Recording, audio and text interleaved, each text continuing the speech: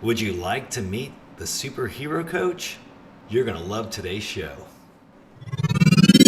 Do you want to do what you want? Do you want better money? Welcome to Dream Job Radio. Hi, this is Daniel Laxtons. And this is Leah Laxtons. And you're listening to the Dream Job Radio Show. Now, we have a special guest back, don't we, Leah? Yes, we do. We're so excited to have Darcy Eikenberg back on the show. Yeah, so Darcy was with us. It's been 8 years, 9 years. So, and she is a superhero. She actually teaches about how to bring out the superhero in you when it comes as far as your career. And great advice for other coaches out there too that want to draw the best out of their clients. So really excited to show you guys. And again, the way we're doing the show right now is I'm interviewing some of the guests. Leah's going to be interviewing some of the guests because we do run other businesses, but we still want to bring this value back to you. So if you haven't yet, please subscribe to the show, hit the bell so that way you're notified exactly when we bring out another show. They're going to come out usually bi-monthly right now, and we'll see what comes about with our time, our schedule, but we want to bring true value to you. So, well, let's get into my interview with Darcy. We are so excited to have Coach Darcy Eikenberg back on the Dream Job Radio Show. Now, she's the one that wrote the book, Bring Your Superpowers to Work, the superhero consultant behind the Red Cape Revolution. So it's been 8 years since Darcy's been on the show. That she was here back in 2012. Now, she is the one where we all heard the term that she has coined, brag without making others gag. So what timely advice, hey, Darcy, welcome to the show. Oh, thank you so much. I'm so glad to be back with you guys and just to see you doing your thing again. And I think it's more important than ever that, we share the good stories, and whether that means bragging, so that other people don't gag, or whether that just means getting a chance to connect with old friends. I love it. You look awesome. It's been eight years and you haven't changed at all. Oh, well, thank you. That's sweet. Some of it I think is a lot of positive thought and doing good work and trying to make your impact in the world. And that's all any of us can do, right? It's awesome. It's absolutely right. Well, and that whole issue of age and the way we think about our age comes up so often when we're thinking about our work. And especially today, I hear a lot of people in the changing economy, that say, well, I'm not going to ever get hired, or I can't make a change because I'm too old. And the same breath, I hear other people say, well, I'm not going to get those opportunities because I'm too young. And so often it's just, how are you presenting yourself? How do you think, and how do you keep yourself learning and growing, rather than what the calendar says? Because, what does the calendar actually have to tell us? Not a whole lot. Now, you're a life coach. Can you tell everyone what how you coach, or what you coach about? Sure. I often say, the labels get often provoke judgment. So, my work is around work and life. And it's not in that sense of finding what, we used to call work-life balance. It really is, how do I bring my superpowers to work? How do I do the work that fits for what I want out of my career and what I want out of my life? And so much of that, I've been finding is around the things that you can control yourself. Actually, my next book that'll be coming out next year is tentatively titled Red Cape Reset. And it's really around the simple strategies where you can transform your career without having to leave your job, without having to change everything in your life. I so often feel like people get intimidated when they're ready for change because they have a whole list of shoulds, right? It's like, well, I should want the next bigger job, or I should want to make more money, or I shouldn't want to make more money. I should want to go serve the world, or whatever those restrictions we put on ourselves. But there's only three things we ever control: everything you say, everything you do, and everything you think. And that's it. And that has always been it. I don't care what kind of year, what kind of economy we're in. And Yeah. so what, I find a lot with my clients today is recognizing, um, wherever they want the change, whether that's in their career or how it impacts their life or what they're getting out of their time here, their life here, that it comes back to, well, what can I control? Not how do I make other people get me what I need? And there's so many things. That's what the Red Cape Reset is all about. It is, what are the levers that I can push to get more of what I want and less of what I don't? Yeah, because people don't think about that. They're usually just living life, and they feel like they're stuck. And sometimes what bothers me is they feel stuck, not not feeling like they're who they are. Mhm. And so that's what you're helping people with then. Right. And really recognizing what's the truth and what's an interpretation. Mm. I had a conversation with a client this morning that on paper, this guy, anybody would talk to this guy and think he has it all. Respected military background, Harvard Business School degree, great job at a great company. And yet, he's not feeling like he's enough. And Oh, mirroring back and saying, so is that the truth or is that an interpretation? Like, what else could this mean? What else could the things that you're experiencing mean? And how are those maybe signs to you about what more you want, what you want differently? But, I really think we've gotten into this place sometimes of, um, there's too much permission to talk ourselves down and not enough permission to talk ourselves up. And as we talked about, last time, 8 years ago, the ability to talk well about yourself is such a strong one. And it's not arrogant. It's not, oh, I'm better than you. It's respectful of you. And I think it's always interesting to others because we love it when someone's excited about their work or when like they can help us because they care so much that they're putting their work and their ideas out there. yeah.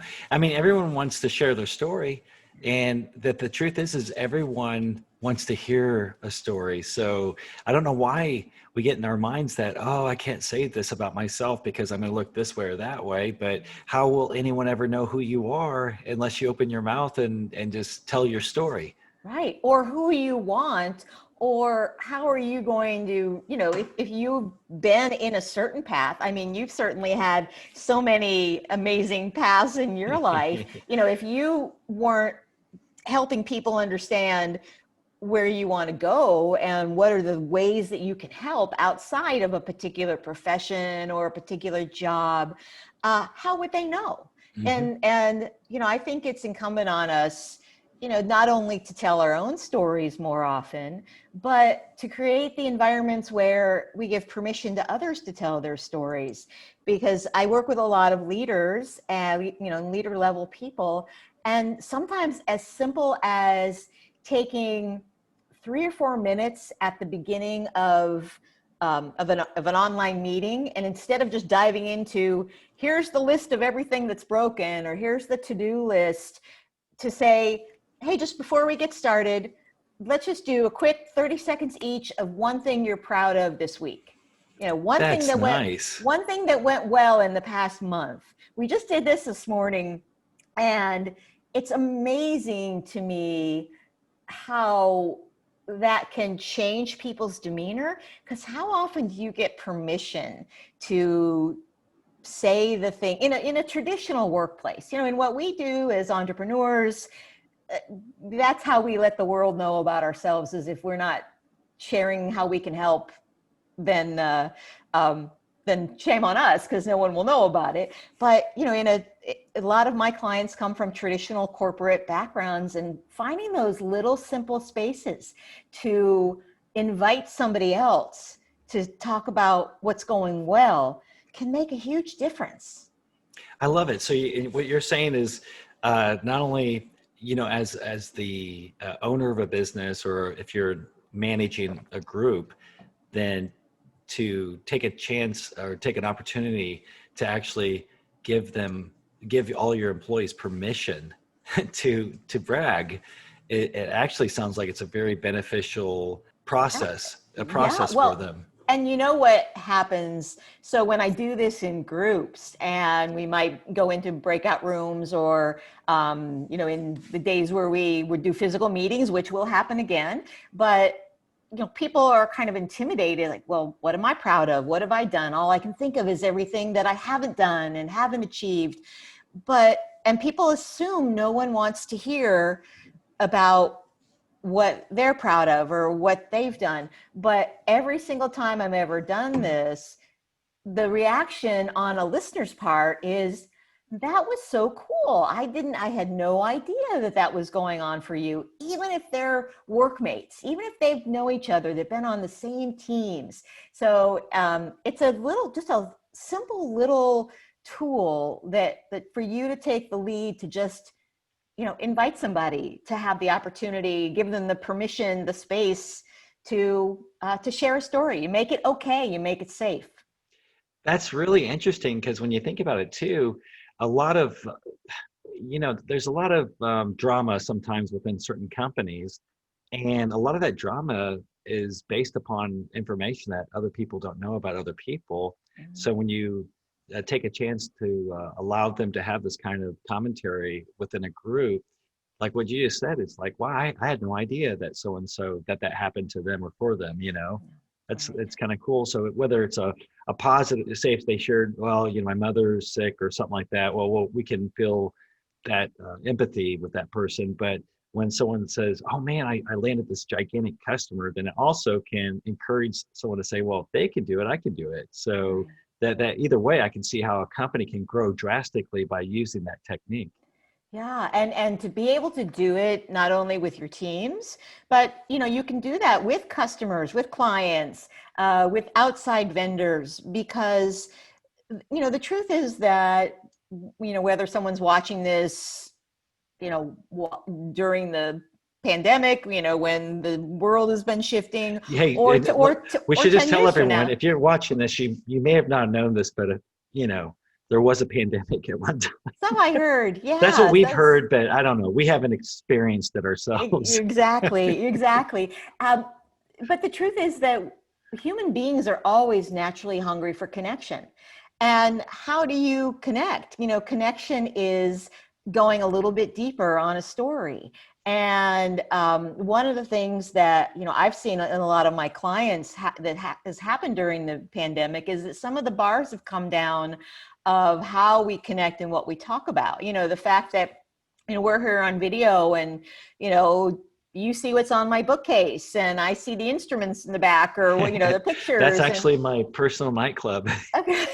Yeah, so, but all of those little things make us more human and connected to each other. And I think that finding those ways, if that's something that you crave, if you want people to know your stories, and you want, whether that's intentional because you want to grow your career or grow your network, or whether it's, to make it safe for other people to feel good about themselves, there is nothing wrong with feeling good. Feeling good moves us forward, as opposed to feeling fear just Sparks closes us ideas. off and throws us back. Yeah. Yeah, feeling good is what sparks the ideas. I've always said this too. It's like, well, you know, it, okay, if you basketball players are playing basketball, and how do you stop that person from shooting a three pointer? You got to get in their face and get them all upset, and they talk dirt, or not talk dirty. Yeah. Yeah. No, Trash talk. trash talk, right? Uh-huh.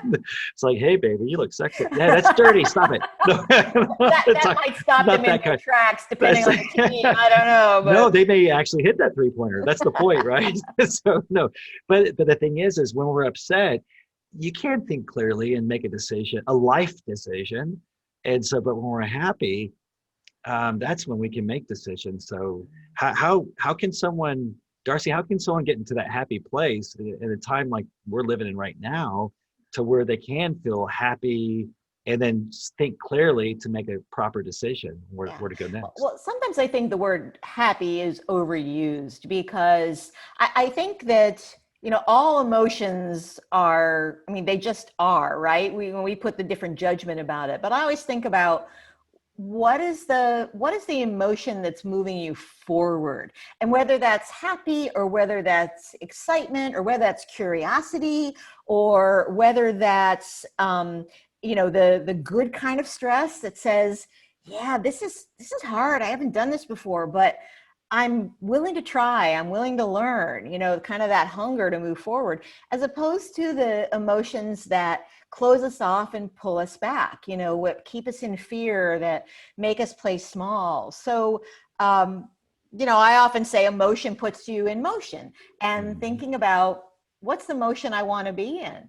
The brain will naturally want to hold us back. Well, oh, don't speak up. Don't ask for that. Be thankful you have a job because lots of people are out of work. But all that does is keep you small, and those aren't red cape behaviors, but when I think about the image I use in my business of putting on that red cape, it's like, how do you feel? You feel, what is it that makes you feel like you're soaring?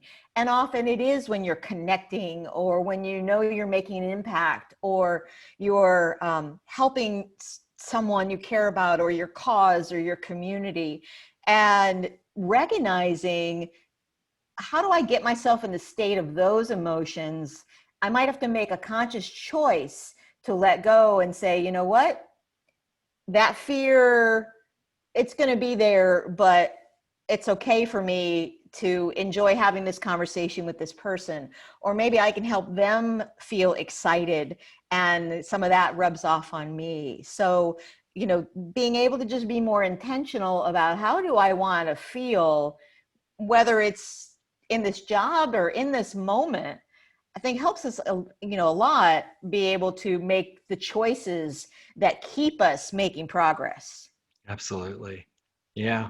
So it's programming our minds to do that. And sometimes if you're upset, trying to shift your, just change the thoughts that are, jumping jacks sometimes, like before an interview or something, before you talk to someone, if you just do some exercising, because there's a difference between having endorphins in your bloodstream versus having, the negative emotion Oh in your yeah. Well, bloodstream, and physicality, physicality can, just changing your physicality can change where you are. That's back to, all you control is what you say, do, and think. And if the only thing that you can control right now is getting up and doing a jumping jack or taking a walk around the block, then damn it, that's something you can control, right? I can and be proud control of. and be Yeah. proud of. Yeah. I mean, I think it was Liz Gilbert in, I believe it was probably Eat, Pray, Love, where, she said it's sort of the pit of, some of her early depression that she talks about in the book, that there were some days where, just could she stand on one foot, and like knowing there was that little part of herself, that knowing that, okay, that was something that I could do, that I could tackle. Again, not that, just changing your physicality is a cure for drastic depression. But when we think about our everyday issues that draw us down or that keep us stuck, the kinds of things that, you and I might work with, with clients and colleagues, there is so much more that's possible for you.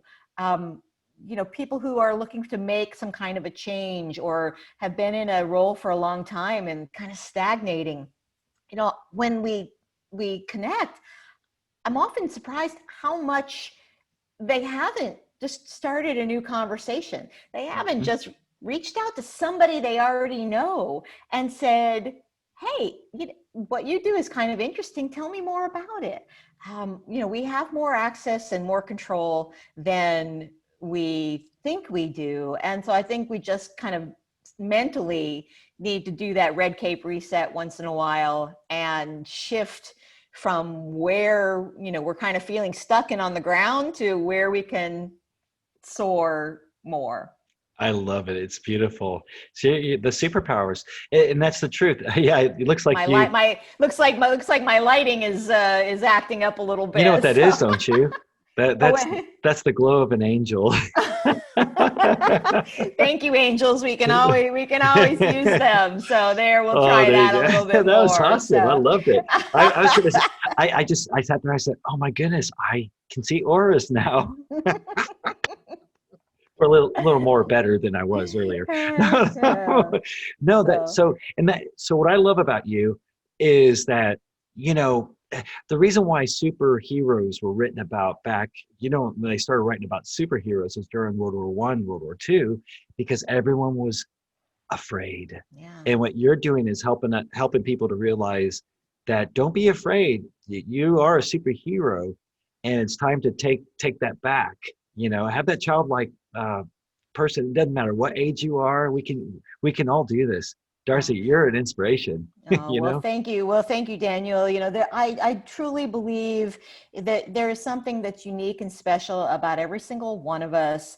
And there's so many messages out there that are trying to tell you that that's not true.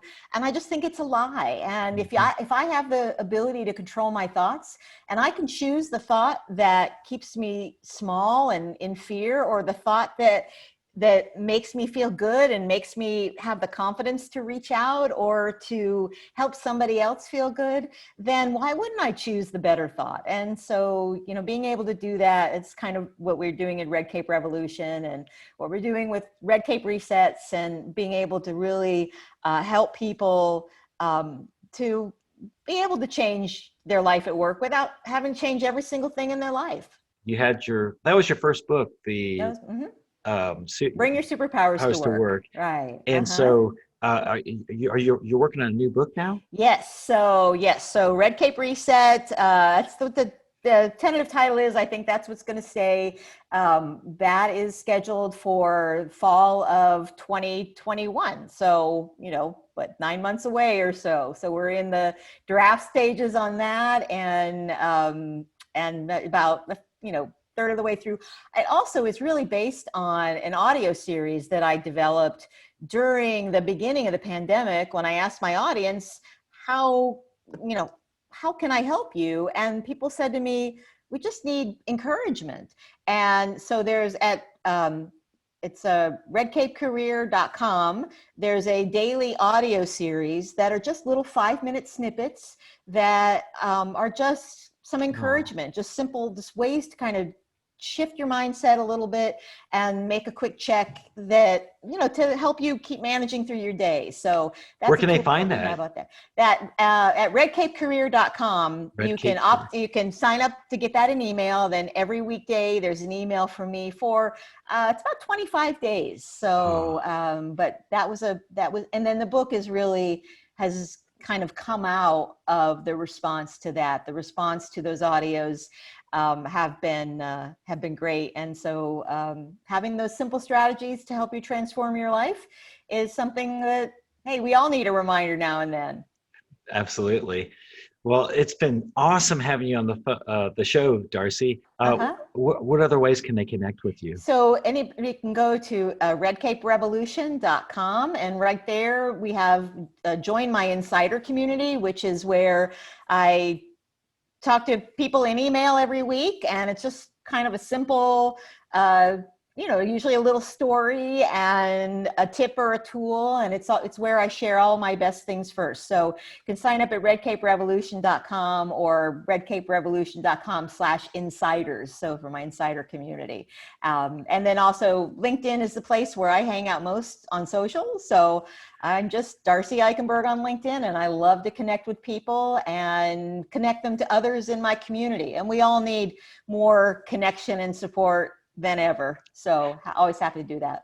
So yeah, so those watching the show, go to LinkedIn, connect with Darcy. Um, she's inspiration, and she's got some great content out there for all of us to really inspire ourselves to become a Thank you. Well, superhero. I thank you. I hope that you'll invite me back when we've got the book, and you'll get a Absolutely, chance let's do that. yeah. And So what people don't know is that Leah was actually we're talking with Leah, but Leah's also working on some other things right now. And so I'll probably have her on, but we've got a few different businesses going, but we just want to inspire others, and we want to be with people like you, Darcy, because together, it seems like we all have a little something to share. If we can just bring all of our pieces of that magic for everyone, then we can all grow together. Yeah, All right. Thanks so absolutely. much for being on the show. Thanks for having me. All right. So that was my interview with Darcy. What do you think, Leah? That was awesome. I can't wait to go to her website and check out those weekly tips. Yeah, so go to Darcy's website. If you've never had a coach, she's a wonderful coach, as you can see just by the interview. And she'll keep you in that positive mindset so that way you can continue your journey on your career path. So I guess that's the show. So what do we have coming up? Yeah, I can't wait. We'll be back in 2 weeks with another interview with one of our amazing past guests. So we wish everybody the best on their search for their dream job. And please remember to like, subscribe, and share. That way we can all grow together. This has been the Dream Job Radio Show.